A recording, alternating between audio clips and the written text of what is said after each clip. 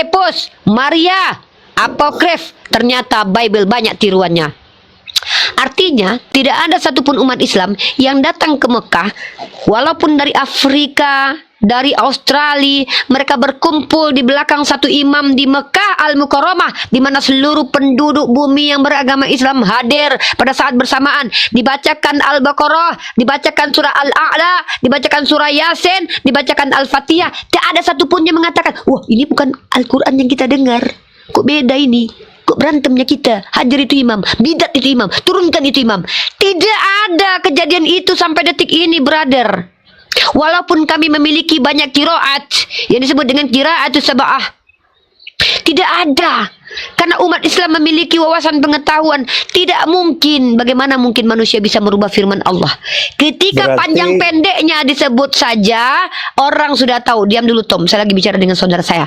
Saya pernah mengadakan tahsin Al-Quran. Saya setor hafalan kepada 3 guru. 3 guru saya, Kak Sarah, Bang Ali, Ustadz yang dekat rumah saya sini.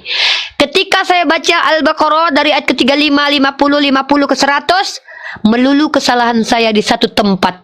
Luar biasa Islam. Bayangkan saya tidak diloloskan ketika panjang pendeknya tidak lolos.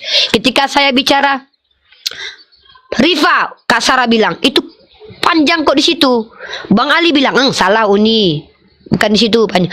Guru saya di sini pun, oh panjang di situ. Artinya apa? Beginilah metode penjagaan Al-Quran, brother. Bagaimana mungkin bisa dirubah-rubah oleh orang-orang yang seperti saya ini? Nggak mungkin. Jangankan para orientalis, orang Islam munafik pun takkan mampu merubah Al-Quran. Inilah kata Allah, Nahnu nazalna zikra wa inna lahu lahafizun. Allah yang turunkan Al-Quran, Allah yang menjaganya. Siapa yang berani mendistorsi Al-Quran? Tunjukkan, hei, pernah dulu ada cetakan yang dimana hurufnya, garisnya berada di bawah, ya, itu heboh seluruh orang Islam. Akan menyebar, ada perubahan. Takkan luput, takkan mampu, takkan lewat itu penipuan-penipuan terhadap Al-Quran. Beginilah Al-Quran, my brother. Silakan dielaborasi pertanyaan. Mungkin Thomas ingin bertanya. Silakan, lanjut. Boleh mungkin Bang Thomas mau nanya. Saya satu lagi Kak. Silakan. Tadi kan Kakak sampaikan bahwa Taurat, Zabur, Injil ini kan sudah nggak asli lagi. Bukan, saya tidak bilang tidak asli. Tidak ada lagi. Sudah tidak ada lagi yang pertama kitab yang dipegang, suhuf yang dipegang Nabi Ibrahim tidak ada lagi. Tetapi pengajarannya itu ada sisa-sisa kebenarannya. Jadi saya sepakat. Salah satu yang sepakat dengan saya, maksudnya salah satu yang saya sepakati argumennya adalah Pak Donitan, bahwa kitab Bible yang terkanun saat sekarang ini itu campuran antara firman Tuhan dengan karangan manusia. Maka parameter ujinya mana? Al-Quran. Maka kalau ada di Al-Quran, maka itu betul. Ibarat kata ketika kita hendak mencari tahu mana berlian, mana kaca, kita harus punya alat yang bisa bunyi tit, tit, tit. Maka alatnya itu adalah Al-Quran. Sepakat dengan Al-Quran, betul firman Tuhan. Tak sepakat dengan Al-Quran, itu karangan manusia. Kurang lebih begitu.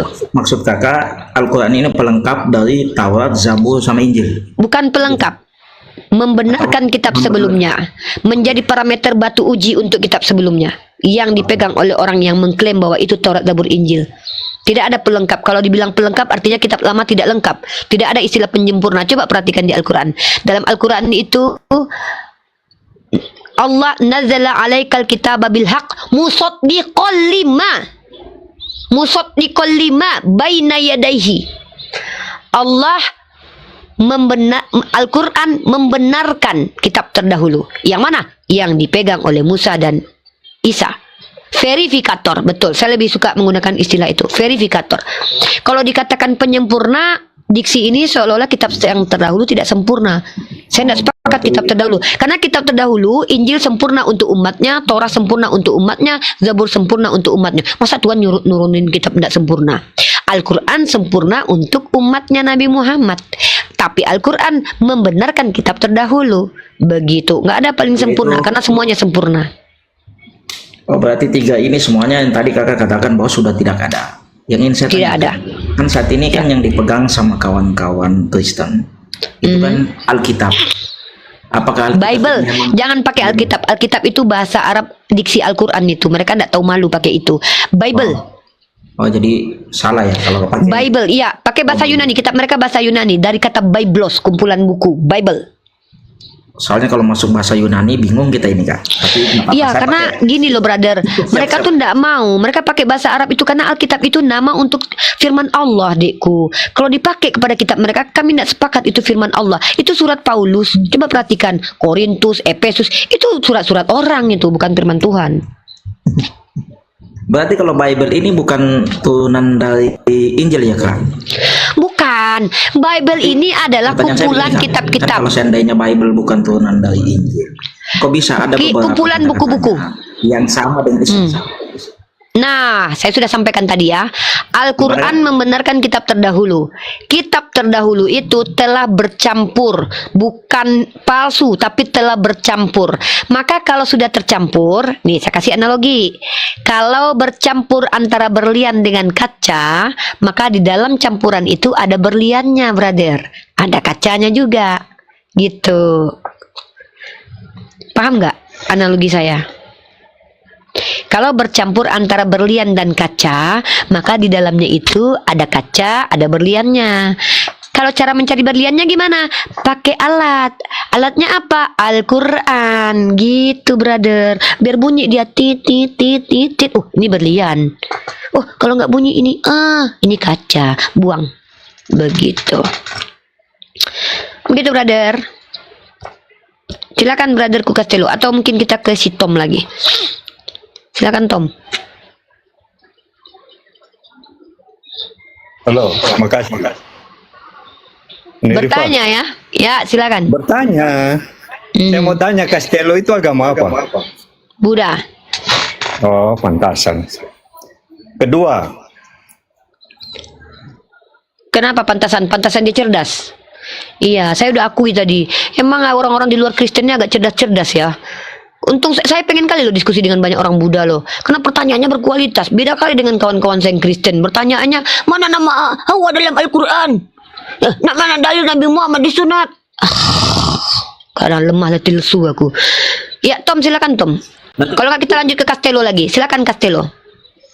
Baik, baik Kak. Jadi mohon maaf ini Kak agak banyak nanya, nggak apa-apa ya Kak? Nggak apa, 1001 pertanyaan untuk Anda kalau bertemu dengan saya. Saya kasih Anda tiket VIP bertanya tentang Islam ke saya. Kristologi pun boleh. VIP, jumpa saya dimanapun, nggak usah menjawab. Tanya, tanya, tanya terus. Jumpa saya di Komal ini, kejar saya terus. Tanya, tanya, tanya terus. Sampai saya terkencing-kencing di celana. Silakan. Tom, diam dulu. Saya lagi ngobrol sama Castello. Bang Tom. Jadi mungkin Kak izin, tadi kan Kakak sampaikan bahwa Al-Quran itu kan dia sebagai yang memverifikasi ya. Verifikator ya. Dengan Injil, Taurat, Zabur. Oke, kalau seandainya dia yang memverifikasi, pertanyaan saya begini Kak.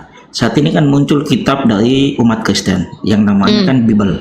Yang tadi Kakak sampaikan. Kalau saya lebih familiarnya kan Alkitab ya. Iya.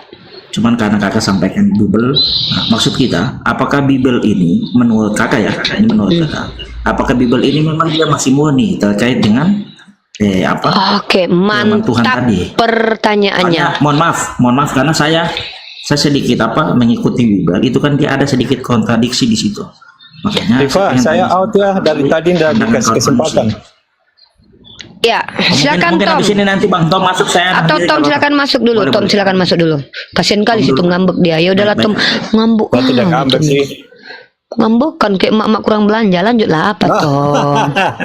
Ketawa Apa? dulu. Mau tanya Ketawa apa? dulu.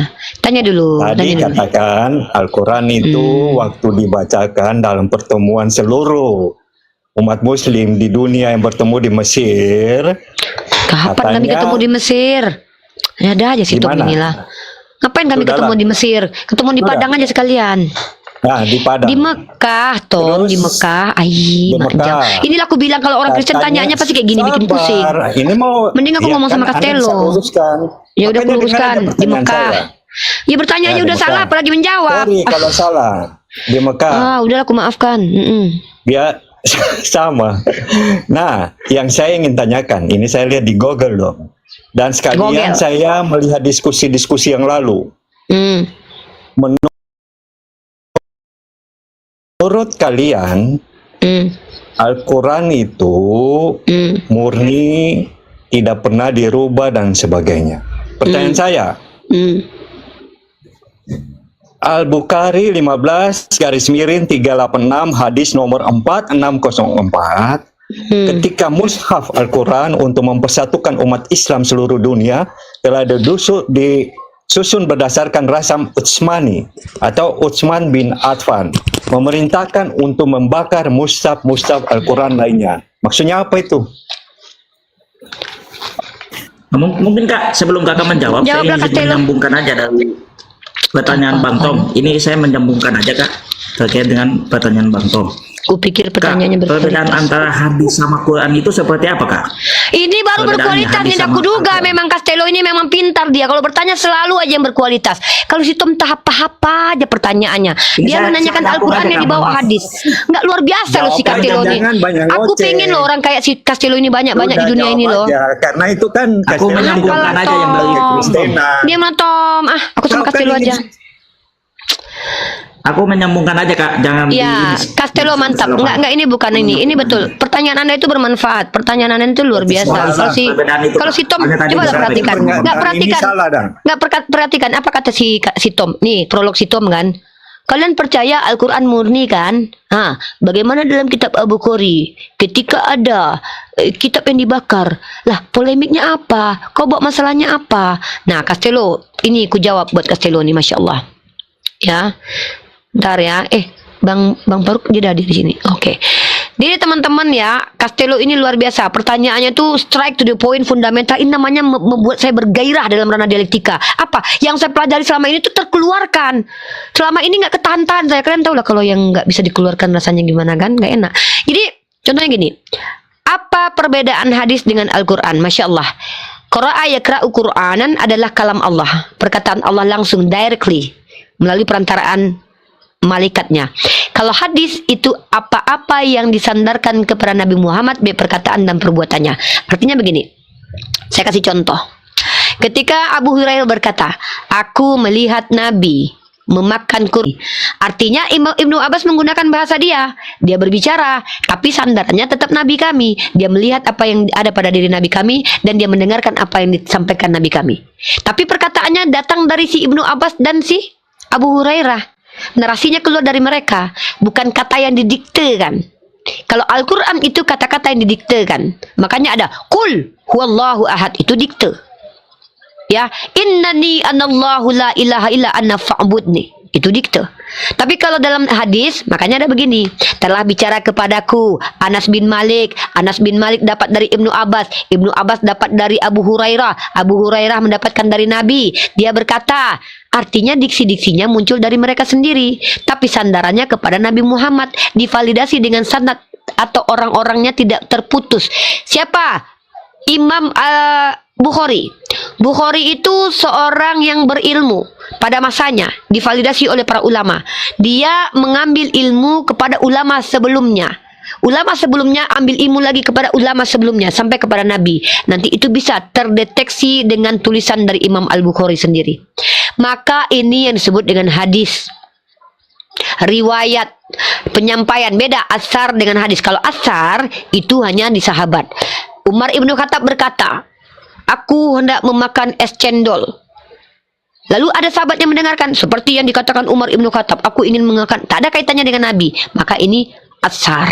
Riwayat adalah informasi-informasi yang beredar pada masa keilmuan. Pada saat seorang imam bernama Ibnu Katsir, dia adalah seorang ulama pada masanya.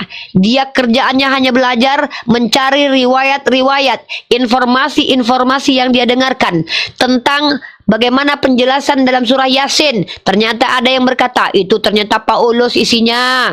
Siapa yang ngasih tahu? Ternyata sumber Israeliat. Semua disimpulkan dalam satu kitab yang disebut kitab tafsir. Maka kedudukan kitab tafsir tidak absolut, tetapi sebagai ranah Kak, akademik. Biasa Hadis lupa Kak, biasa bisa pahami. Yang tadi Kakak bilang kalam Allah itu apa itu Kak maksudnya? ya perkataan Allah, Al-Quran. Oh, 114 ini dia. Nih, inilah Al-Quran dengan surat ini ya. Nih saya sampaikan. Berarti kalam Yang itu perkataan ya Kak? Perkataan. Nah, mulai dari apa? Ini dia. Saya tunjukkan ya. Mulai dari yang tersusun dari Ummul Quran, yaitu Al-Fatihah. dari surah pertama sampai kita lihat di sini. Anda perhatikan ya. Ini saya tunjukkan perbedaannya nanti. Termaktub di dalamnya ada terakhir di surah An-Nas. Qul a'udzu birabbin nas, surah ke-114. Ini diturunkan berangsur-angsur, bersepotong-sepotong. Ada surat yang turun di Makkah, disebut surah Makkiyah. Ada surah yang turun di Madinah, disebut surah Madaniyah. 22 tahun, 2 bulan, 22 hari atau kurang lebih 23 tahun Nabi Muhammad dalam kehidupannya sebagai Rasul dan Nabi mengalami peristiwa-peristiwa yang mana Al-Quran diberikan kepadanya perlahan-lahan. Makanya mudah untuk dihafal para sahabat. Kalau terkait dengan hadis tadi Kak, Kalau hadis Nabi Muhammad SAW, beliau hidup sebagai seorang Rasul 23 tahun. Beliau itu kerjaannya apa? Mengajar. Maka apapun pengajarannya itu dikopi oleh semua sahabatnya. Makanya para sahabat punya suhuf-suhuf. Makanya para sahabat itu penghafal hadis. Sayyidah Aisyah 2000 hadis dia hafalkan sendiri. Abu Hurairah menghafalkan hadis. Jadi zaman dahulu itu intelijensi seseorang itu verifikatornya apa? Dengan mudahnya dia menghafal, bukan tulis menulis. Begitu. berarti kalau hadis ini perkataan Nabi maksud Kakak begitu? Perkataan dan perbuatan Nabi. Perbuatan Nabi. Berarti dia bisa salah bisa benar. Bukan bisa salah bisa benar. Bisa maksud ada saya orang begini, yang menipu. Bukan. Maksud saya begini. Bisa ada orang yang menipu. Ini saya Iya, kata iya, lebih maksud tepatnya saya itu. begini. Maksud saya itu, Nah, Kak. pintar. Supaya nggak- Ada orang yang mengaku, saya mendengar Nabi mengatakan kepada istrinya, "Wahai Kunarion." Siapa yang berkata? Ternyata yang berkata Al-Waqidi. Telah ditelusuri oleh para ulama, 5 ulama, 10 ulama, masa ke masa. Di zaman Al-Qurtubi ulama telah menyelidiki siapa Al-Waqidi. Setelah meninggal Al-Qurtubi muncul lagi ulama setelahnya, Imam Minangkabawi menyelidiki bahwa siapa Al-Waqidi. Imam Nawawi, Imam Minangkabawi, Imam Zulkifli M. Abbas dari Makassari ternyata menyelidiki, ternyata Al-Waqidi adalah seorang yang pernah berdusta. Maka cara menanggapi ini didengarkan saja tapi tidak perlu diambil. Kenapa? Karena bisa jadi ini dusta, ini doif, lemah. Begitu. Tidak pernah diambil menjadi sesuatu untuk rukun-rukun dalam keberagamaan. Begitu. Karena kalau rukun-rukun ada di Al-Quran, yang sunnah-sunnah ada di dalam hadis. Contoh, bagaimana caranya minum? Teguklah 3 kali, duduklah dengan baik. Misal, itu kan sunnah. Tidak dikerja pun tidak apa-apa. Dikerjakan lebih baik. Nggak dikerjakan rugi. Maka itu ada di dalam hadis. Jadi kalau ada nanti si Al-Waqidi, Al-Mukidi misalkannya berkata Rasulullah kepada Al-Maryam, tertulis dalam kitab Mutiara bahwasannya Nabi Muhammad berkata, "Wahai wanita Samaria Kunarion." Loh, siapa yang bilang? Al-Waqidi. Siapa yang mengatakan kepada Al-Waqidi? Enggak tahu. Terputus sanad. Maka ini bisa menjadi maudhu atau hadis palsu. Begitu, brother.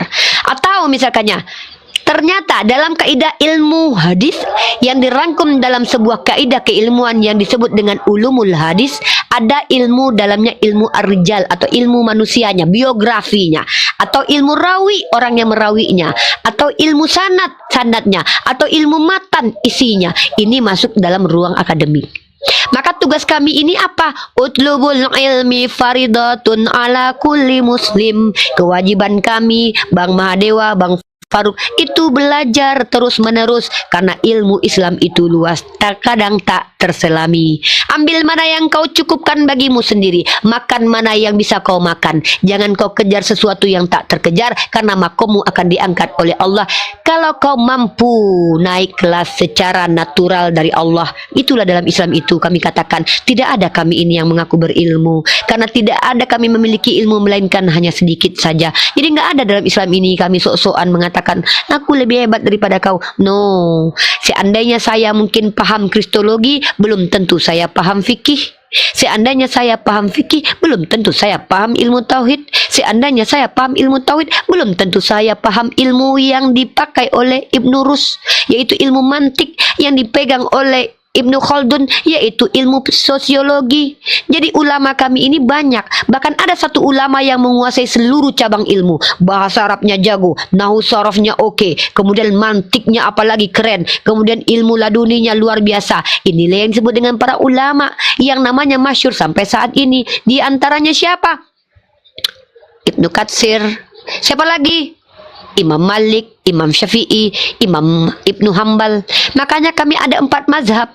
Jadi mereka adalah orang-orang yang berilmu yang kami sandarkan apa yang kami lakukan kepada mereka, karena nanti mereka bertanggung jawab di hadapan Allah. Rifah, kenapa kau baca kunut habis sholat subuh? Saya ikut Imam Syafi'i, ya Allah. Maka kalau Imam Syafi'i yang salah, saya terbebas karena Imam Syafi'i yang ngajarkan. Dia bertanggung jawab. Karena saya melihat bahwa Imam Syafi'i diakui berilmu. Kata Rasulullah, ikutilah jumhur ulama, ikutilah mayoritas ulama, karena umatku tidak akan bersepakat dalam kesesatan. Kata Rasulullah, make sense enggak ini? Make sense, logika. Bagaimana mungkin kesesatan dilakukan berjamaah? Yang namanya sesat itu biasanya segumbil-gumbil, seupil-upil, muncul sedikit-sedikit, bikin kelompok sendiri, pecah belah sendiri-sendiri. Dia bilang dia paling pintar, dia nggak mau ikut-ikut jamaah banyak, dia sendiri aja. Nggak mau kami, nggak mau kami, nggak mau. Mereka lah yang memecah belah persatuan dalam Islam. Makanya 72 golongan itu semuanya masuk neraka jahanam, karena mereka memecahkan diri mereka dari jamaah Ahlus Sunnah wal Jamaah. Begitu kira-kira, brother. Panjang kali. 2 SKS lo, brother. Tapi, Kak, masih ada lagi sedikit boleh ya, Kak? Apa, brother? Soalnya Silakan. agak rasional, Kak. Saya agak senang diskusi sama Kakak. Tadi Ya, kan Kakak saya sampaikan kasih tiket VIP. Dengar ikhwah, perkataan beliau Nabi, pemilik tiket perbuatan VIP ya. Nabi Ya, itu silakan. tetap diverifikasi juga oleh Ulama. orang-orang terkait dengan penyampaian Nabi itu. Siap, Kak? Ya. Halo, Kak. Kakak. Signalnya merah, brother. Signalnya merah. Ini ada yang bermusik ini, tolong dulu di mute dulu, jangan naikkan dulu yang bermusik, tolong habis di YouTube kita nanti tolong. Yang bermusik jangan naik dulu, ya Allah ya Rabbi ya Rahman ya Karim. Janganlah naik dulu yang bermusik, habis YouTube orang nanti, brother. Sayang sekali nanti di YouTube kita di take down YouTube kita ya. Siapa ini yang bermusik Kak, ini? izin nanya lagi boleh, Kak? Lanjut 1100 pertanyaan. Nggak makan saya, nggak apa-apa. Saya dikenyangkan karena firman Tuhan. Oh, ini aku standby dulu lah ya. Kau temanya Nanti Kak habis Nora, ini- aku tulis di situ. Nora semakin hot dan Aku menggila. standby di sini, maksudnya aku apa istirahat dulu sebentar aja Uni. Banyak kali Sampai cerita, kali kurasa. Kak. Yang kayak gitulah, bagi-bagilah amalan kita. Jangan kau sibuk ini aja. Udah aku buat tuh thumbnailnya. Nora makin menggila aku bikin. Aku pula yang ini. Enggak apa-apa Bang Castelo, Nah, lanjut aku Bang. standby di Silakan. sini, tapi aku sambil nyimak aja, biar aja Uni Iya, dulu. iya Bang, abangku Castelo, silakan dilanjut. Ya, siap, Kak. Tadi Kakak sampaikan bahwa perbuatan Nabi, perkataan Nabi itu semuanya kan diverifikasi. Begitu ya, Ya. Kak? Nah, aku keluarkan senjataku untukmu Jadi, Bang siapa Castelo ya. yang menyampaikan? Ini untukmu demi Castelo ini. Ku keluarkan senjataku ya. Tadinya aku malas bongkar-bongkar, tapi nggak apa-apa lah demi Anda. Silakan. Jadi tadi kan Kakak katakan bahwa penyampaian Nabi, perbuatan Nabi itu semuanya kan dicatatkan. Hanya saja yang menyampaikan ini kan mesti diverifikasi kebenarannya, Kak. Saya pernah Iya. dengar di kawan-kawan Kristen bahwa Nabi Muhammad katanya mengajarkan minum kincing kambing. Itu masuk hadis ataukah seperti apa, Kak? Apakah di dalam Oke, Al-Quran? Masya Allah. Dalam itu, Kak? Karena saya Oke, pernah luar dengar biasa. itu katanya Luar biasa. orang kayak apa Nabi Muhammad itu mengajarkan terkait minum kencing kambing. Saya mohon penjelasannya terkait itu. Siap, siap. Apakah itu memang ada dalam Al-Quran ataukah di dalam hadis? Mohon Itu petunjuk. tidak ada ya. Itu tidak ada. Narasinya begini ya.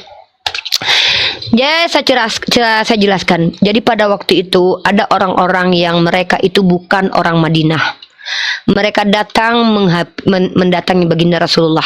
Mereka hadir di Madinah pada waktu itu. Yang perlu kita pikirkan by logic. Yang namanya belahan bumi ini berbeda-beda.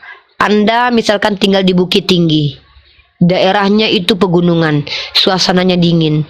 Tiba-tiba Anda datang ke daerah yang rata, pantai, panas, maka suhu tubuh di dalam diri Anda itu tidak mampu bertahan. Maka Anda sakit. Ini yang terjadi kepada orang-orang yang datang kepada baginda Rasulullah di Madinah itu, mereka sakit dan demam. Ingat, ini 1400 tahun lalu. Lalu Rasulullah memberikan obat untuk mereka supaya mereka sembuh. Apa?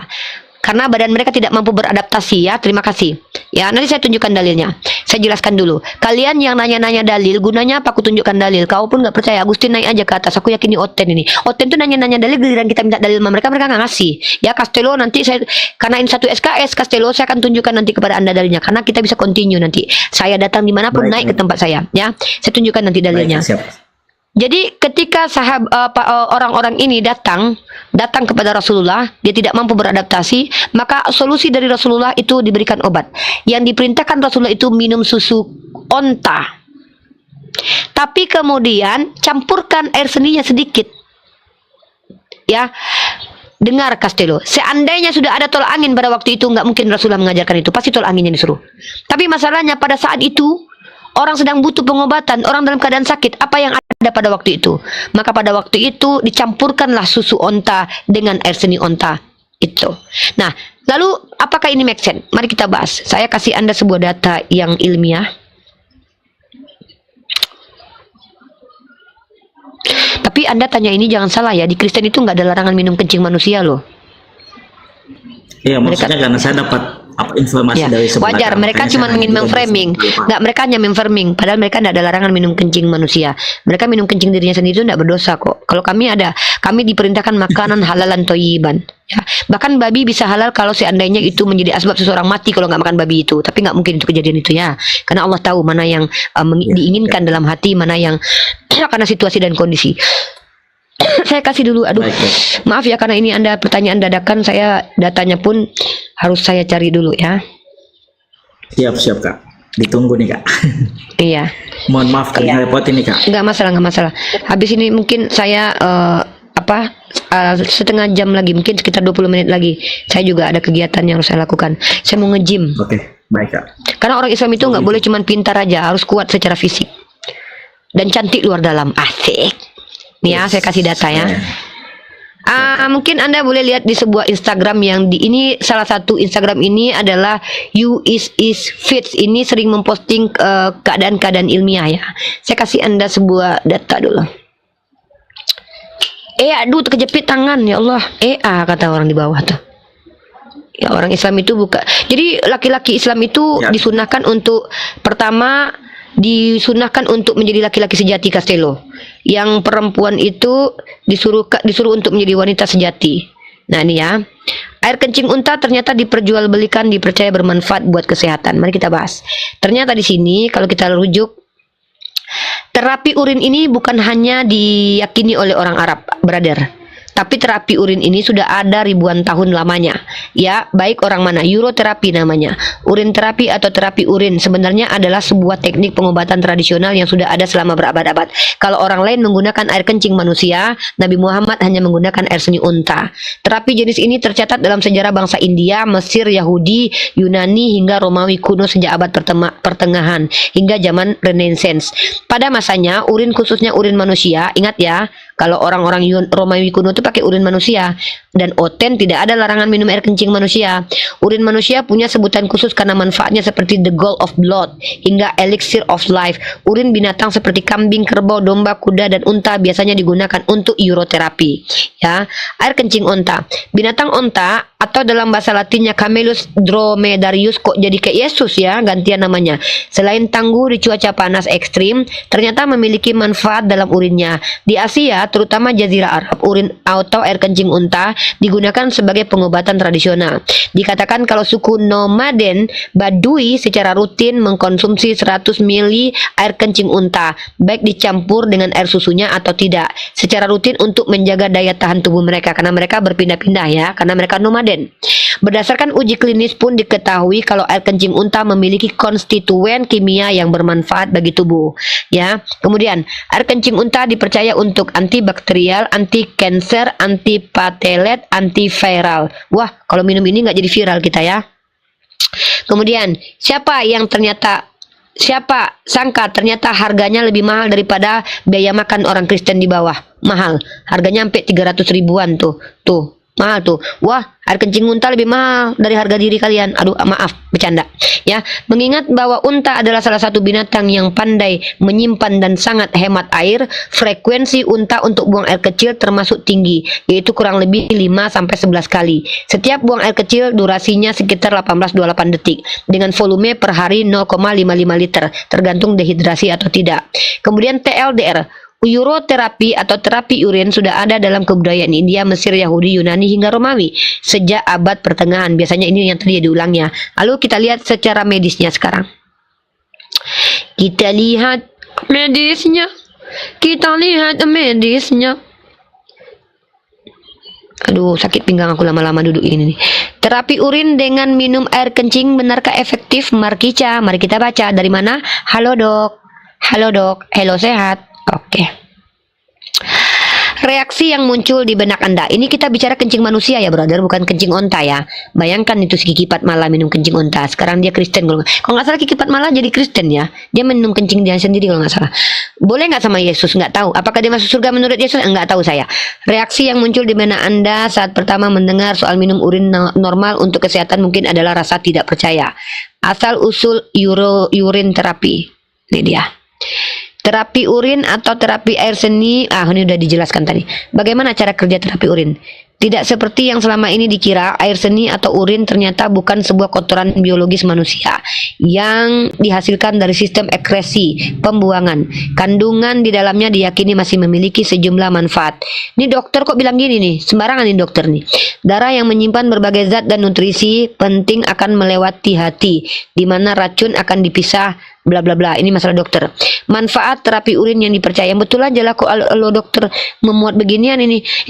Bener aja lah ini, nggak masuk akal ini. Berpotensi melawan sel kanker. Ini urin manusia loh, apalagi urin onta. Membantu meredakan infeksi bakteri, membantu pengobatan secara masalah kulit. Ini loh dok nih, serius nih yang bikin nih. Siapa ini yang bikin, oi? Nggak tahu lah. Intinya bahwasanya tidak aneh menggunakan urin unta, asal jangan kalian minum dari tempatnya. Kan Berarti gitu. itu maksudnya dipakai buat obat ya kak ya? Iya, jangan Sebenarnya minum kalau dari cuma tempat. sebatas kalau kencingnya dipakai buat obat berarti rasional lah kak, karena Iya, ada juga rasional lah, yang brother. kopi itu masih rasional karena kan Iya. kopi, apa namanya, Yang nggak rasional luwak itu kopi. makan darah tuan, minum darah tuan, makan daging tuan nggak rasional. Enggak, maksudnya kalau itu masih rasional kak terkait dengan kencing. Iya. Jangan kan Yang nggak kencing rasional itu maksudnya. minum dari tempatnya, itu nggak boleh ya, jangan dilakukan ya. Kamu kalau ke Arab jangan coba-coba minum urin unta Tapi dari saya mohon tempatnya maaf, langsung. karena memang saya dengar dari sebelah makanya saya Nggak apa-apa, nanya ke kakak. itu fitnah brother. Mereka tuh suka fitnah sih. Mereka aja di ayatnya nggak ada loh pernyataan dilarang kalian minum kencing, dilarang kalian makan tokai, kalian nggak ada loh. Serius loh, segala sesuatu yang tidak dilarang itu boleh loh hukumnya loh, bener nggak? Masuk akal nggak? Masuk. Segala sesuatu yang tidak ada larangannya maka boleh. Makanya ada hukum undang-undang. Jadi tadi Jangan begini, jangan begitu. Nah, di Kristen tidak ada larangan makan tokai. Makanya boleh makan tokai. Coba Uni ditanya tokai itu apa? Dia nggak tahu tuh. Tokai itu tokai. Jadi baik ini, aku suka dia nih, masya Allah, dia pintar, ini luar biasa. Lah, saya mau Dia, main. iya, sakit pinggang juga sama lama-lama melayani Castello ini ya, sakit pinggang aku. iya, soalnya masih Gak banyak apa-apa. nih yang pengen Gak saya apa-apa. tanyakan ke kakak. Gak tapi apa-apa. Saya kasih 5 Gak menit apa-apa, lagi ya, silakan. karena saya mau on the way beraktivitas seperti bidadari di surga. Saya harus nge-gym, menjaga kecantikan kulit saya juga, menjaga kesehatan jasmani saya supaya saya tidak seperti Yuni ya, supaya saya tidak seperti Mikana yang dengan terang-terangan mengaku membunuh Tuhannya. Kamu udah lihat belum videonya Mikana? Udah. Enggak, Castello udah pernah lihat? belum kak. Kamu lihat ya, kamu cari di TikTok gini, TikToknya cari Mikana mengaku membunuh Tuhan. Dia terang-terangan loh bangga bunuh Tuhan. Andai saya ada di zaman itu, saya ikut membunuh Yesus katanya. Emang biadab dia. Iblis saja nggak berani membunuh Tuhan. Nggak ada Iya, lah kalau kayak gitu Tuhan cara juga ngomong habis lah Uni. kita. Kopi juga berlebihan kali Uni. Kok udah kayak gitu? Karena aku mengsimulasi. Yaudah, gini Castello. Jam 8 nanti kalau Bang Faruk buka saya naik, kalau Bang Inspirasi buka, Bang Kucang Onyot siapapun nanti naik.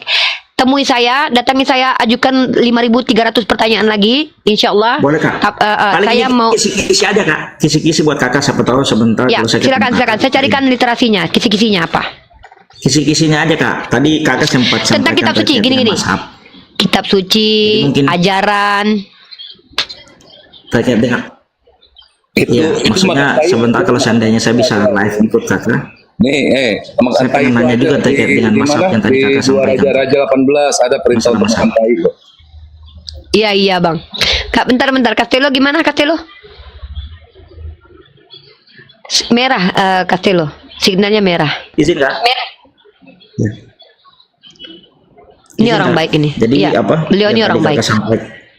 Kalau yang tadi Kakak sampaikan terkait dengan apa? Kencing ternyata dipakai buat obat, berarti rasional Kak. Karena mohon maaf tadi pertanyaan saya segitu karena Enggak apa-apa. saya tadinya mikirnya itu kan Nabi diajarkan untuk minum No. kencingnya itu langsung Tidak, terus tidak. sekaligus minum kencing, tapi Enggak. disebutkan terkait Pengobatan, apakah ini mau brother. dibuat sebagai obat atau apapun Iya. ya. Tapi kalau memang seandainya buat pengobatan berarti rasional Kak, karena saya sempat Iya. dengar juga itu terkait dengan binatang yang dia biarak itu dia jadi kopi, kalau nggak salah kopi luwak ya Kak. Kopi Itu luwak lebih mahal itu. sebenarnya dari kencing Iya, kopi luwak. ya kan. Iya, Kopi mahal luwak kan lagi dia harganya. biarak itu dari pantat Harganya sebenarnya. mahal lagi, Jadi kan- brother. betul.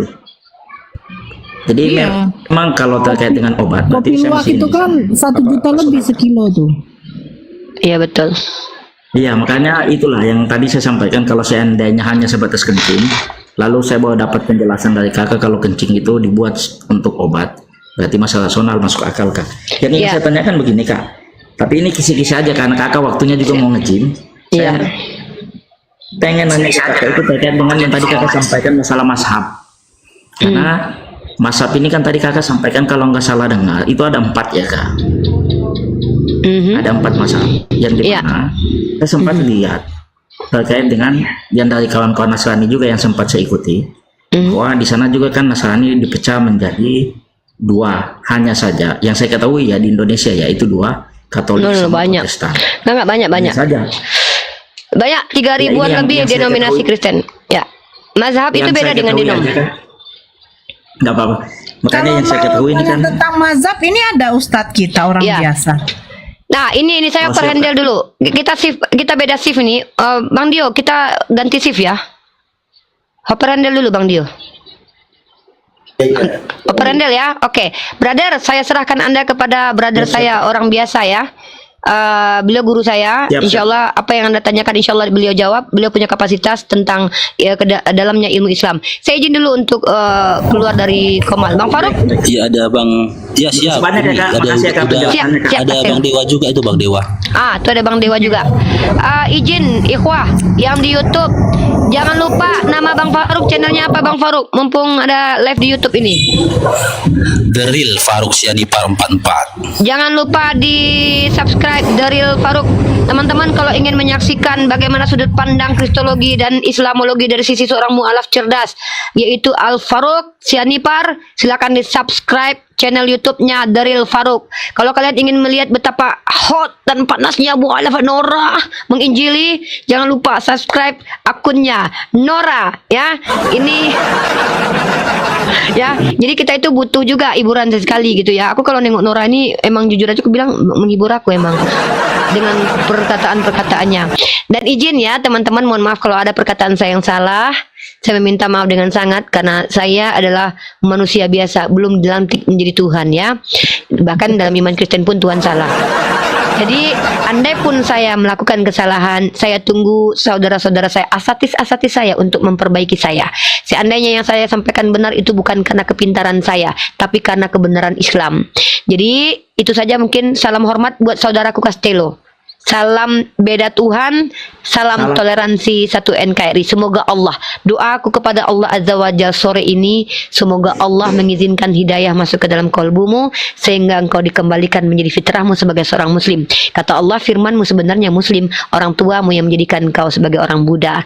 Nanti seandainya ada lagi pertanyaan-pertanyaan tentang Islam, bertanyalah kepada asatis-asatis kami yang sudah berada dalam ranah teologi ini dan telah bereksperience, memiliki pengalaman pribadi terkait diskusi lintas agama. Castello, mohon maaf kalau ada perkataan yang salah. Sehat selalu. Assalamualaikum warahmatullahi wabarakatuh. Wabillahi taufiq wal hidayah. Assalamualaikum warahmatullahi Waalaikumsalam warahmatullahi wabarakatuh. Waalaikumsalam warahmatullahi Ya, wabarakatuh. silakan Bang Dewa, Bang Dewa.